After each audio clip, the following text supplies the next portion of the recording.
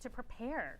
You know, it's traumatic. All right, let's move on. Hamilton's Daycare Blues, a study that's just come out, not a list that Hamilton wants to be on. It has found that Hamilton is the eighth most expensive, has the eighth most expensive childcare rates in Canada.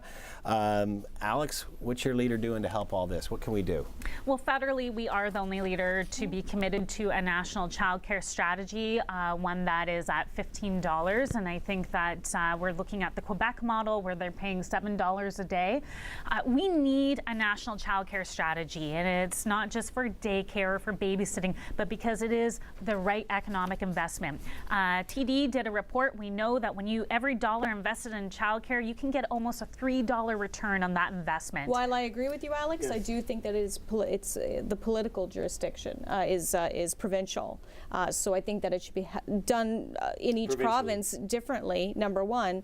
Number two, it is incredible what's happening in Hamilton. They're saying that it's about 30% of a woman's salary goes towards childcare. Compared to like 4% in Quebec. Yeah. Well, Quebec, it's subsidized. It's completely different. Yeah.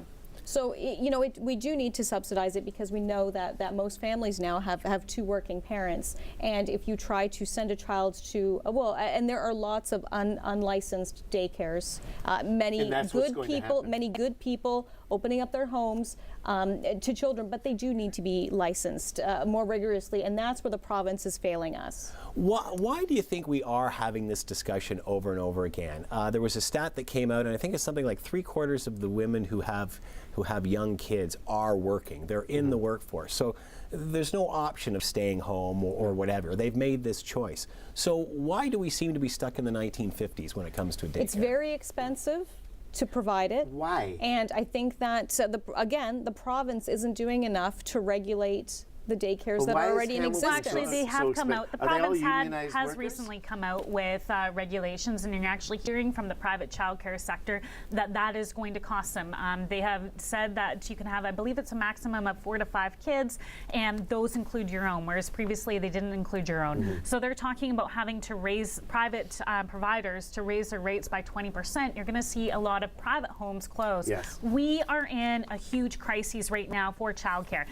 Parents need a place that's reliable. Our children need a place that's safe, that's educational. And consistency. The best investment, and I know this from education, you would too, Ron, is actually in the early years. We know that when you invest in that, you have citizens that come out that are so much more competitive in the global market. But when you see so much resistance to things like JK, full day JK, that sort of thing, I mean, does the public have an appetite for this? Because there's so many that speak up and say, hey, if you have the kids, you look after them yourself. What do we need to do this for? You got to be responsible for them. And I understand they said that about education. Even Mulcair they said that about healthcare. But Mulcair wanted to bring in a $15 limit per child. No, that is true.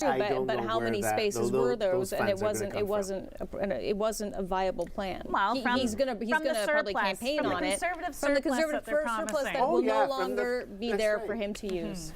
Do you think, though, the public has an appetite for this? If you were to throw that out there today and say we're going to give you $15 the polls daycare, show yes, over 60% of Canadians, not just parents, but Canadians would like a national childcare strategy, and it would roll out very similar to how we work with education with the provinces and healthcare with the provinces. You provide the money, and of course the territories and provinces set that system up. We need a system in place.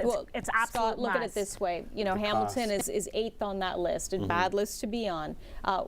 Hamilton pretty much already votes NDP. You're going to have to convince the rest of Canadians to do it. All right, new legislation. They're already there, Tara. New legislation coming out in January in regard to smoking. A lot of these bylaws have already taken effect in places like Hamilton.